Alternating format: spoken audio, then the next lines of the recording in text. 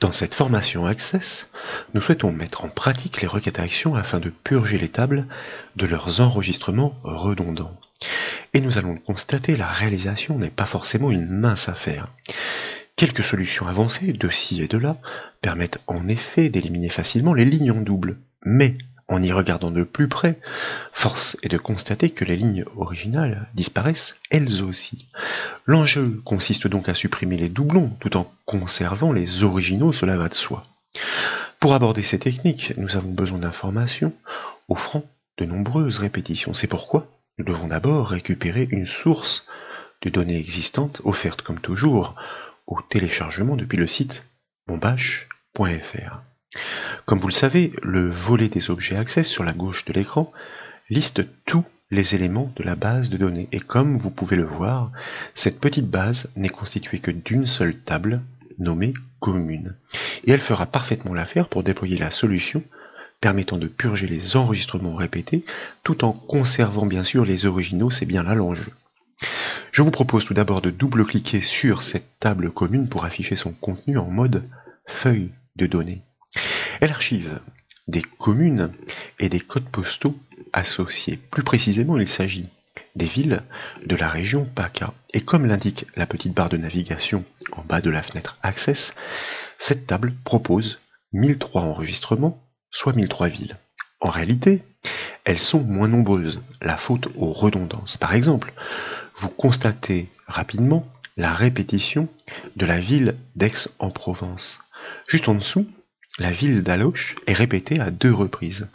Mais attention, toutes ne sont pas de véritables doublons. En effet, les autres codes postaux associés, pour la ville d'Aix-en-Provence notamment, diffèrent. C'est ainsi que sont découpées les grandes agglomérations.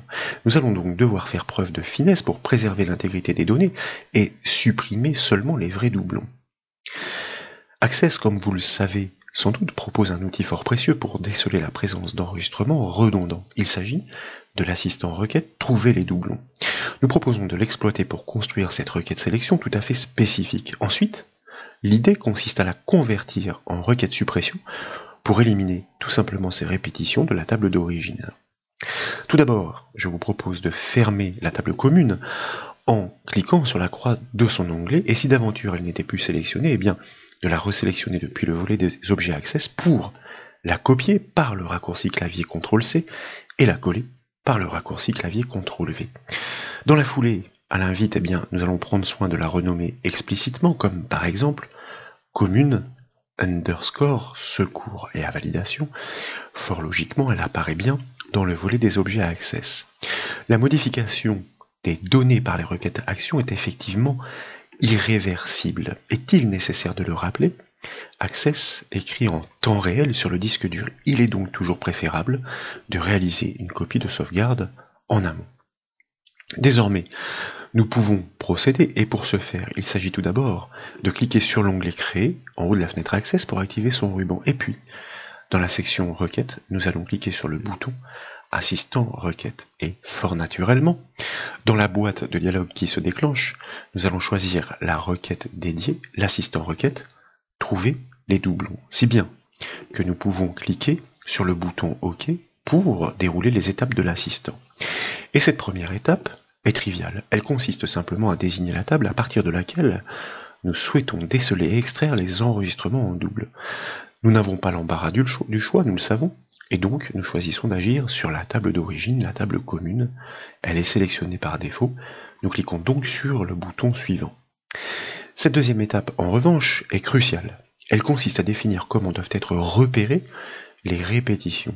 Si nous ne désignons que le champ commune non, la requête considérera toutes les villes identiques comme de véritables doublons. Or, souvenez-vous de la remarque précédente, certaines grandes villes sont répétées mais identifiées différemment par leur code postal. La requête doit donc repérer ces redondances sur la paire de champs. C'est pourquoi nous sélectionnons tout d'abord le champ commune non et nous le basculons dans la liste de droite avec le bouton de la flèche orientée à droite. Et nous faisons de même en sélectionnant le champ commune dep que nous basculons dans la liste de droite. Ainsi, nous indiquons formellement à Access que le repérage des doublons doit se faire sur l'identification des paires strictement identiques.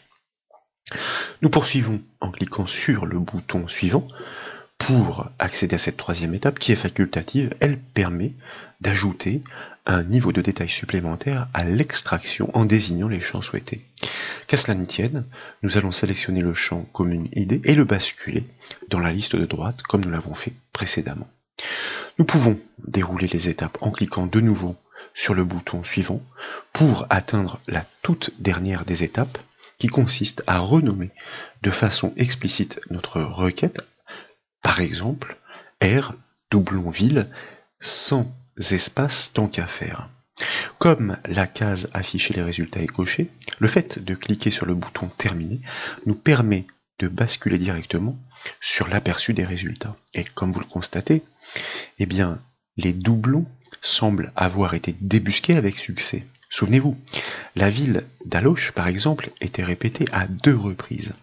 La ville d'Aix-en-Provence apparaissait 6 fois, mais avec 5 codes postaux différents. Conséquence, seule l'une d'entre elles émerge avec son double. À juste titre, les 4 autres ne sont pas considérés comme des répétitions. Cette première étape est donc un succès. Nous souhaitons exploiter le fruit de cette extraction pour éliminer ces doublons de la table commune. C'est pourquoi je vous propose dans un premier temps d'activer le ruban accueil en cliquant sur son onglet et puis de cliquer ensuite sur la flèche du bouton affichage et dans la liste de choisir mode création. Nous basculons ainsi, comme vous le savez, dans l'éditeur de requêtes. Et à ce titre, vous pouvez noter la complexité de la syntaxe SQL utilisée dans la zone critère du champ commune nom pour pouvoir établir cette correspondance, cette identification des redondances. Donc, de fil en aiguille, nous allons transformer cette requête, qui est une requête sélection classique, pas si classique que ça, effectivement, mais en tout cas, elle est bien destinée à extraire des enregistrements, en cliquant sur le bouton suppression dans le ruban contextuel créé. Nous modifions ainsi la nature de la requête. Elle n'est plus destinée à extraire les doublons, mais à les éliminer de la table commune. C'est d'ailleurs ce que mentionne la zone supprimée dans la grille de requête. Je vous propose donc d'enregistrer les modifications par le raccourci clavier CTRL-S et instantanément, vous voyez apparaître un changement dans le volet des objets Access. L'icône accompagnant la requête n'est plus la même. Elle informe désormais sans ambiguïté qu'il s'agit d'une requête suppression et qu'elle doit être exploitée avec prudence, en connaissance de cause donc. Je vous propose désormais de tester le fonctionnement de cette requête suppression en cliquant toujours dans le ruban contextuel créé sur le bouton exécuter cette fois. Une alerte apparaît aussitôt. Ces actions ne sont en effet pas anodines. Access indique qu'il s'apprête à détruire 262 enregistrements. Après tout, cela ne semble pas incohérent étant donné la densité de doublons que nous avons pu remarquer. C'est pourquoi je vous invite à valider cette alerte avec le bouton oui et rien ne semble se produire. Nous sommes toujours dans la vue de l'éditeur de requête. En effet, la vocation d'une requête suppression n'est pas d'extraire de l'information comme la précédente. Elle agit sur une table. Nous devons donc l'ouvrir et pour ce faire, nous double-cliquons donc sur la table commune depuis le volet des objets Access. À première vue, le résultat semble fantastique. Il ne reste plus que 741 enregistrements sur les 1003 de départ. Mais y voir de plus près, un détail troublant saute aux yeux. La ville d'Aloche a complètement disparu. Elle était située sous la ville d'Aix-en-Provence. Et la ville d'Aix-en-Provence elle-même, listée 6 fois à l'origine, n'est plus proposée qu'à 4 reprises. Pourtant, 5 codes postaux explicitement différents étaient clairement identifiés. Cela signifie simplement que l'enregistrement original a été supprimé avec son double. Les lignes d'opération disparaissent en requête suppression. Il ne nous a donc pas été permis de réaliser un regroupement afin de supprimer seulement l'enregistrement en double et non les deux. La solution consiste donc à poser le raisonnement inverse. Nous proposons de construire une requête capable d'extraire seulement les enregistrements uniques. Nous n'aurons plus qu'à les insérer dans la table commune préalablement vidé par une requête suppression. C'est le langage SQL, avec sa clause distincte que nous avions démontré à l'occasion d'une formation, qui va nous offrir cet exploit en toute simplicité, vous allez le constater. Tout d'abord, je vous propose de fermer la table commune ainsi que la requête R-doublon-ville, et puis, dans le ruban créé de nouveau, de cliquer cette fois-ci sur le bouton création de requête.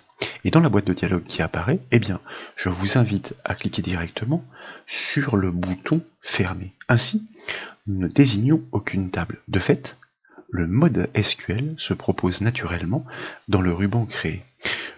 Je vous invite donc à cliquer sur ce bouton SQL pour basculer dans l'éditeur SQL et vous constatez la présence du mot-clé select qui préfixe toute requête sélection.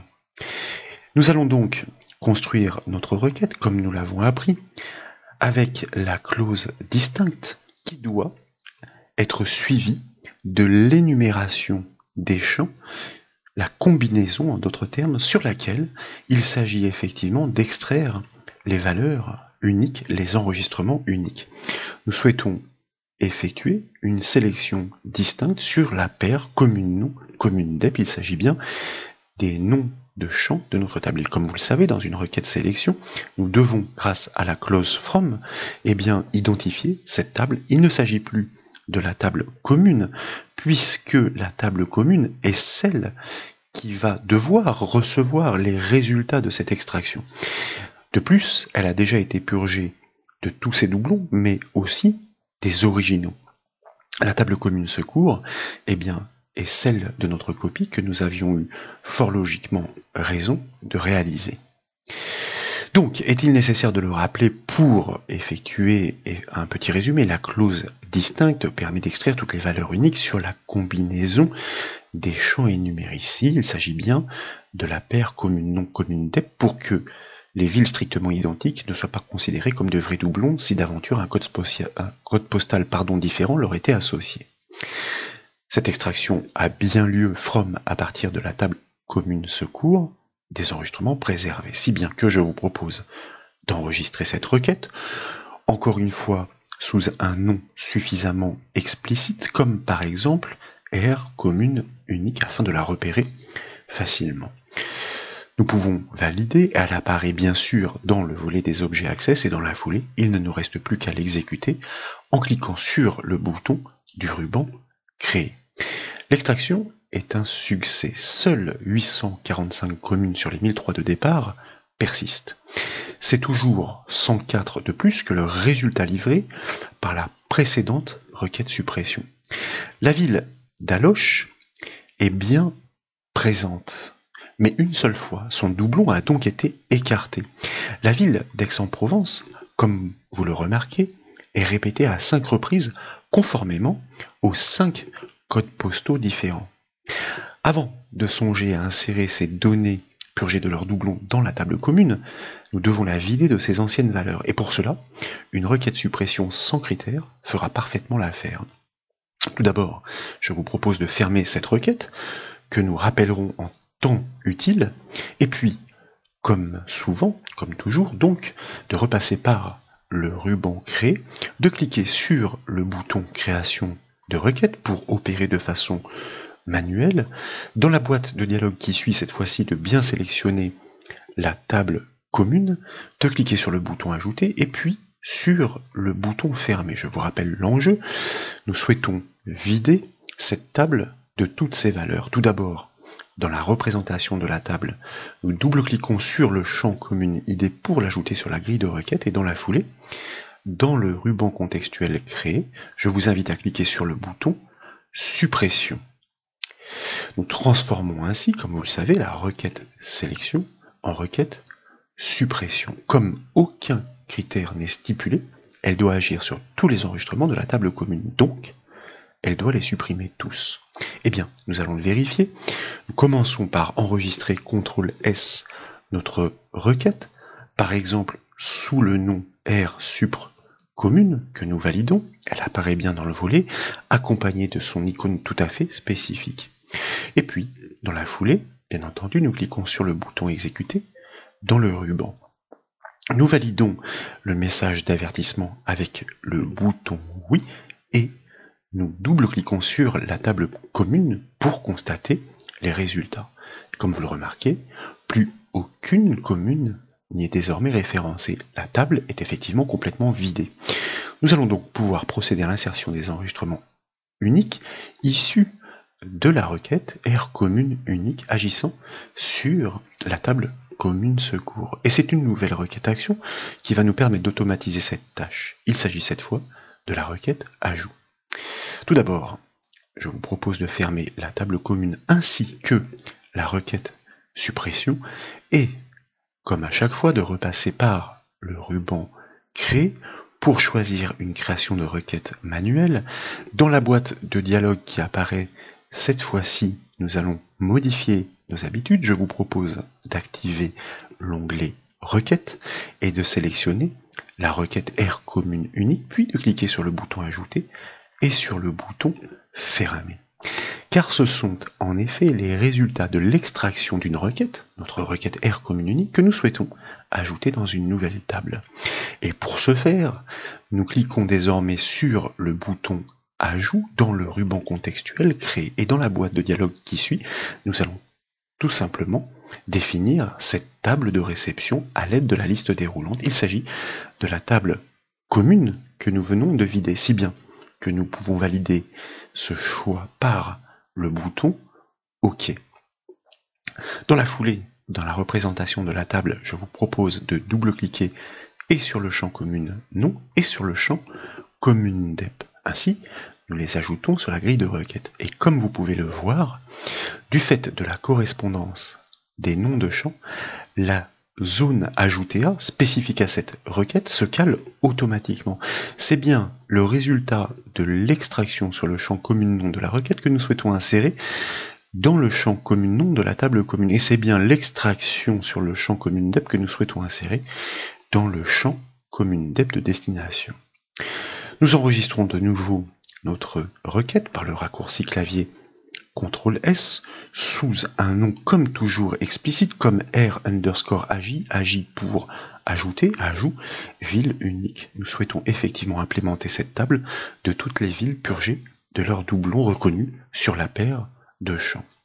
Nous validons, elle apparaît bien dans le volet des objets access avec une icône effectivement encore une fois différente qui montre bien qu'il s'agit d'une requête ajout, d'une requête insertion, que nous exécutons toujours comme toujours en cliquant sur le bouton exécuter, et bien entendu comme nous savons pertinemment ce que nous sommes en train de faire, et bien nous validons le message d'alerte par le bouton oui, et comme vous le savez, pour constater les résultats de cette requête, nous devons effectivement accéder au contenu par double clic de la table commune.